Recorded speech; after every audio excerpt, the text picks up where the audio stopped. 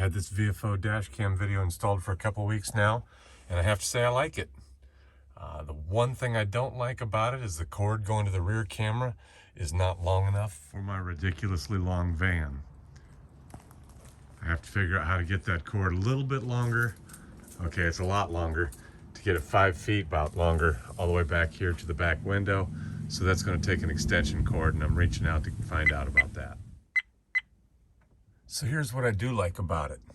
It speaks to me. It tells me when it's recording, and rather than mysterious beeps, it tells me when my phone is connected to the Wi-Fi on it so that I can get the pictures, images from it. I love the resolution. I can actually read license plate numbers in the video. I haven't really needed a dash cam video so far, but I don't want to be without one should that day come. So let me take you back to where this all started. We've talked about dash cams before. I've been through a couple and haven't really had one good enough to share with you, so we're going to try it again. Viofo sent me the A229 Plus. We're going to install that today on my Sprinter and see how it works. They included the extra kit for the always-on recording, so that it has the capability of being a parking recorder as well, not just on with the key. And a micro SD card, you're going to need one of those. It's an option when you go to buy one. I recommend getting the biggest one, but it's probably not necessary for everybody. And we have a glare filter to go on the front of the lens. So we're going to get this installed in the Sprinter today and see how it works. Looks simple enough. Viofo dash cam wiring.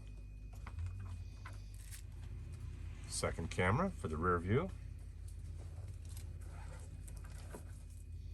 Third camera.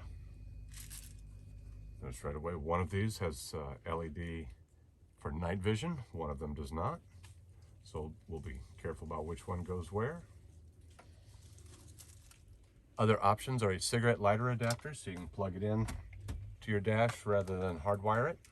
I don't think I'm going to peel and stick it until we have it working and I can position around these dots to make sure I get a good clear image.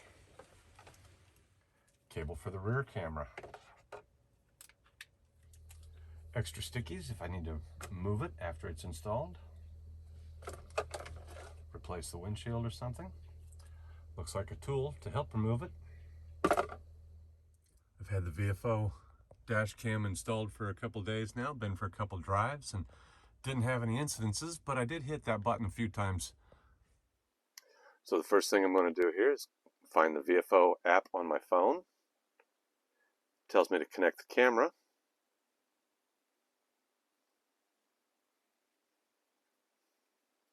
Power on the camera or the Wi-Fi, and the instructions are a little bit vague here for a different model, but it's the same button all the way on the right hand side. Got a little Wi-Fi symbol on it. I guess press once to wake it up, then press and hold. Wi-Fi enabled. There we go. Hit next. And it wants us to connect to that Wi-Fi, so we'll open system settings in our phone. Local network. Well, settings, Wi-Fi. There it is, 5G Viofo. So we'll connect to that. Wi-Fi connected. Okay.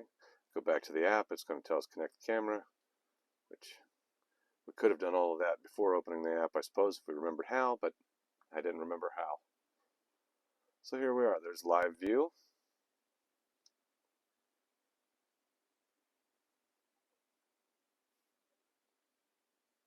Couple seconds, well, a full second delay. No, these are parking events because there's no one in the driver's seat. Looks like I opened the back door for some reason.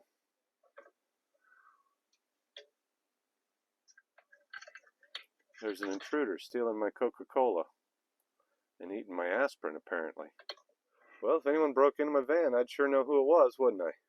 Can I make out those tag numbers? Okay, hit the little download button there, downloading a file to my phone. I'm going to go back and find that photo now. It should be in my photo, that video. I suppose it'll be in my photos. Yep, there it is. Airdrop it to myself.